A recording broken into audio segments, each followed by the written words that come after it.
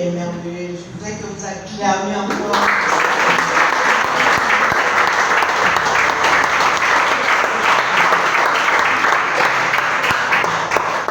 Amen.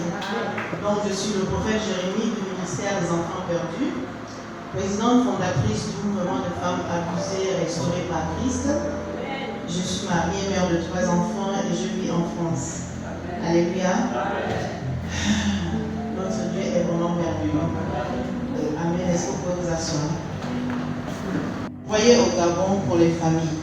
Et je lui dis, Seigneur, les familles, regarde l'état de ma famille. Il me dit, je ne te demande pas de partir pour ta famille, mais pour les familles. Amen. Et que nous, les enfants de Dieu, nous vivons dans la précarité. Pourquoi? Parce qu'on ne sait pas ce que c'est que l'amour. Nous ne savons pas ce que c'est que le pardon. Alléluia. Et je lui dis, Seigneur, c'est quoi le véritable message? Et il me dit, une famille est composée de quoi? J'ai dit le père et la mère. Et quoi? J'ai dit les enfants. Il me dit, voilà. Lorsque dans une famille, il insiste, il me dit de composer de quoi? J'ai dit de 2 personnes. De 2 personnes comment? Il me dit de sexe opposé. Il a insisté sur ça. Alléluia. Et il me dit, quand une famille, dans une famille, lorsqu'il y a l'amour, la paix, l'unité, cette famille est une famille prospère. Amen. Alléluia. Il dit, je ne parle pas de l'argent parce qu'on a limité la prospérité à l'argent. Et il me dit, pour qu'une famille soit prospère, il faut ces 3 valeurs.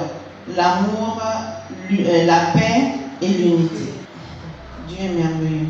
Et le Seigneur me dit, pourquoi vous vivez dans la précarité? Parce que vous ne vous entendez pas. Et vous ne savez pas ce que c'est que le pardon. Il a insisté sur le pardon. Amen. Et nous ne savons pas nous aimer. Il dit, si vous voulez sortir de la précarité, ce n'est pas difficile. Dans une famille, il y a toutes ces valeurs. La paix, l'amour, l'unité. On peut construire beaucoup de choses. Et on peut sortir de la précarité. Je lui demande comment. Si vous êtes à 3-4, il y a une qui dit, j'ai une idée. Si on commençait par faire les beignets pour sortir de la précarité. Amen. Et tout le monde s'associe. Et tout le monde met le peu qu'il a. Sans pour autant passer par les banques pour faire des emprunts ou quelque part. Amen. Et le Seigneur me dit, et quand vous faites ça, vous commencez à faire votre petit commerce. Je vous dis ce que le Seigneur maintient quand nous sortons de la précarité. Et pendant qu'on est en train de faire les beignets, les autres qui disent, mais si on ajoutait les poissons, après les poissons, mais si on faisait les sandwichs, il dit, c'est comme ça qu'une entreprise naît. Et dans cette famille, s'il y a des enfants qui ne travaillent pas, peuvent venir faire quelque chose, quel que soit leur diplôme. Alléluia.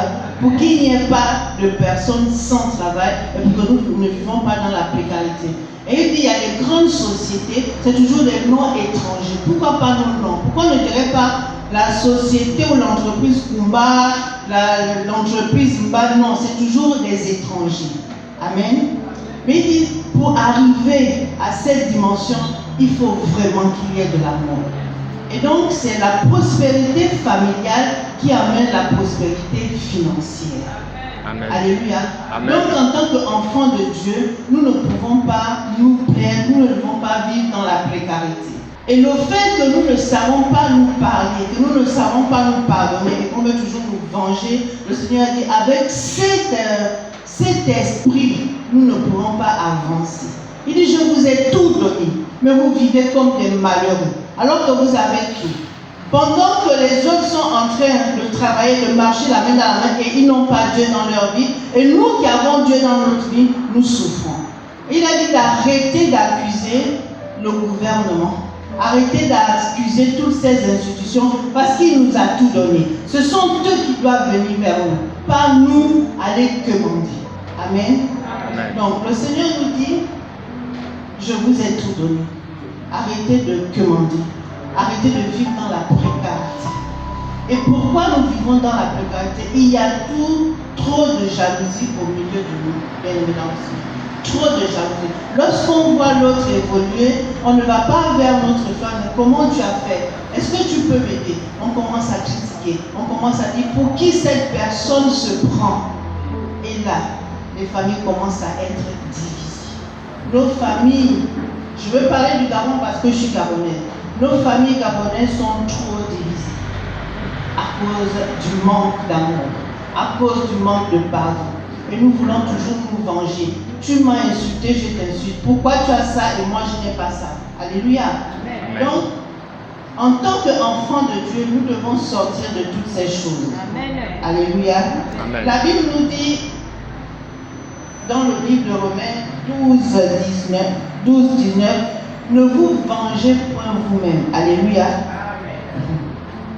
Bien-aimés, mais laissez agir la colère, car il est écrit, à moi la vengeance, à moi la vengeance. Vous savez, j'ai médité sur cette parole. Si le Seigneur nous dit de ne pas nous venger, parce qu'il connaît l'homme animal que nous sommes. Amen. Amen. Je vais insulter Charlotte, Charlotte va me dire, puisque Rachel m'a insulté, je vais aussi aller m'insulter. Mais est-ce que tu sais dans quel état je suis? Tu viendras pour m'insulter, moi je vais encore t'insulter, on va se battre, et un coup peut être fatal. Ton orgueil ne te limite pas. Tu te dis, moi, on ne me fait pas ça. Ou bien, quand j'étais dans le monde, on ne pouvait pas me parler. Mais mon frère, ma soeur, tu n'es plus dans le monde. Tu dois être brisé. Et tu risques de faire la tôle pour rien.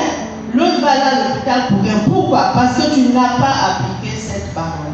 Et c'est comme ça que nos familles sont divisées.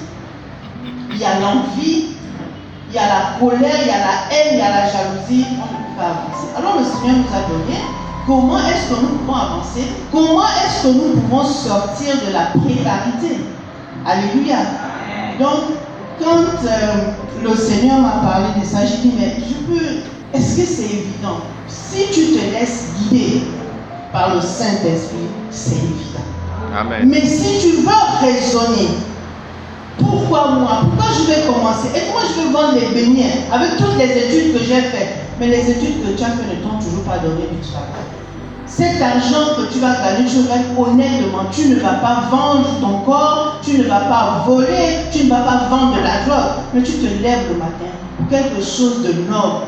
Est-ce que c'est une honte de vendre des beignets au bord de la route? Non. Tu gagnes ton argent à la sueur de ton front. Mais ce qui nous tue, nous les chrétiens, c'est qu'on connaît tellement la Bible. Selon nous, on ne peut pas faire ça. Notre Dieu est un Dieu puissant. Notre Dieu est un Dieu riche. Mais la richesse, il faut aller la chercher. Elle ne tombe pas du ciel. Amen.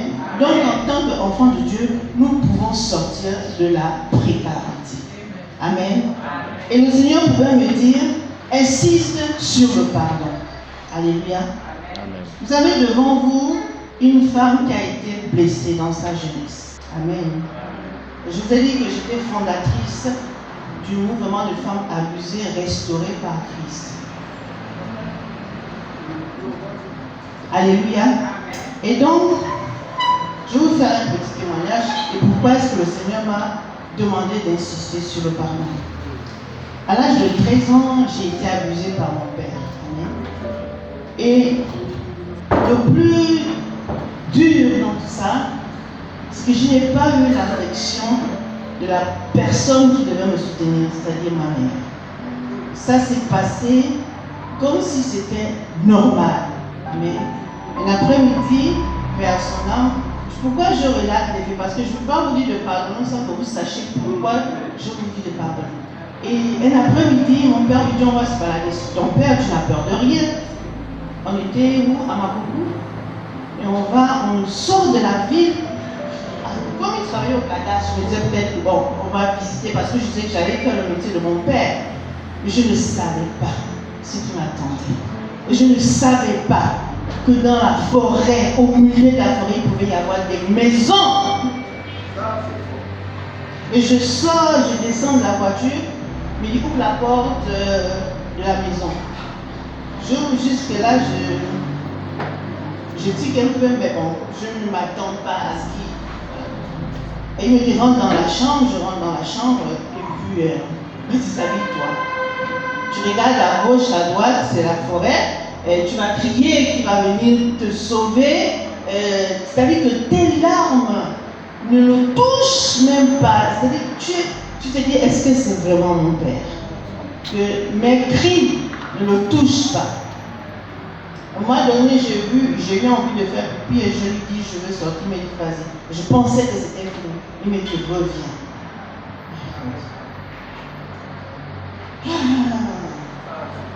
Et puis après, on est reparti. Il m'a balancé à un carrefour, comme ça.